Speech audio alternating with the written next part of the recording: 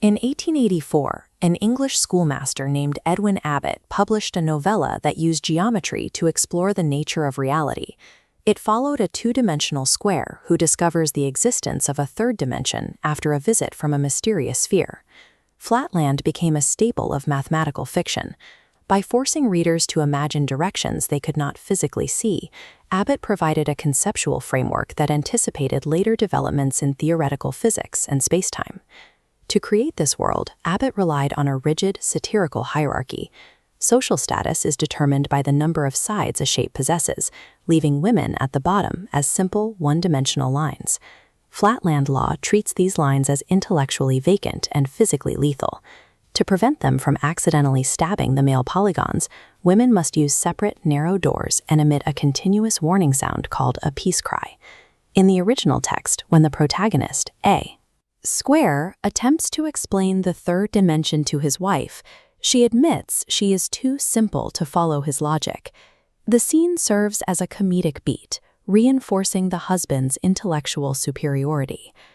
Robert Walker's companion novel, What the Angle Never Measured, re-examines this dynamic.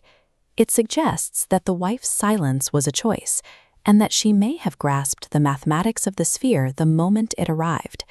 By shifting the narrative focus to the wife, Walker transforms a mathematical punchline into a study of systemic suppression. Walker's book operates through a perspective shift, reinterpreting Abbott's established events through the private lives of Flatland's women. The peace cry is actually a mourning song containing hidden frequencies. Women use it to transmit forbidden mathematical knowledge disguised as noise. But after the color revolt, where shapes used paint to bypass the hierarchy, the circles executed the rebels, forcing this knowledge into the shadows. In a society where showing intellect is a capital offense for a woman, survival depends on a performance of ignorance. Mothers teach daughters to carry their understanding in silence, ensuring the truth survives even if it cannot be spoken. The women of Flatland possess the capacity for higher dimensions. They simply live in a world that will destroy them if they ever acknowledge it. This tension comes to a head the night the three-dimensional sphere descends into A Square's house to reveal the secrets of the universe. Originally, A Square learns to look upward, not northward, viewing his wife as a terrified bystander incapable of grasping the geometric miracle. But Walker shows the wife experiencing the sphere intuitively, matching its resonance to the recursive math she practiced in secret. A Square proceeds to preach his discovery to the world, convinced he is a lone visionary. He never suspects that his wife has shared the same truth for her entire life. To protect their family from the circular council, she continues to perform the role of the simple wife. She lets her husband dismiss her intelligence, choosing their shared safety over her own recognition. A Square's inability to perceive his wife's depth illustrates a blindness deeper than any geometric limitation.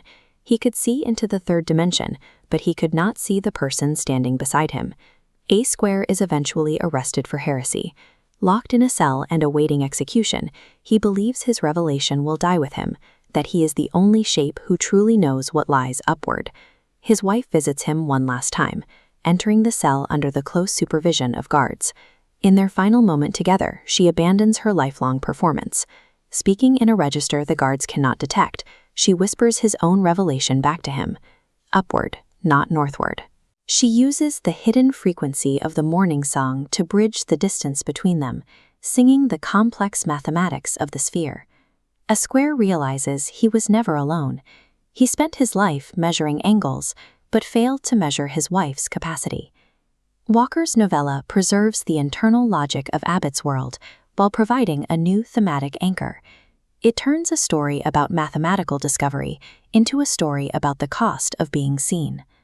Flatland remains a classic exploration of new dimensions, but Walker highlights a different kind of depth, the complex reality that exists within the people we have been taught to ignore.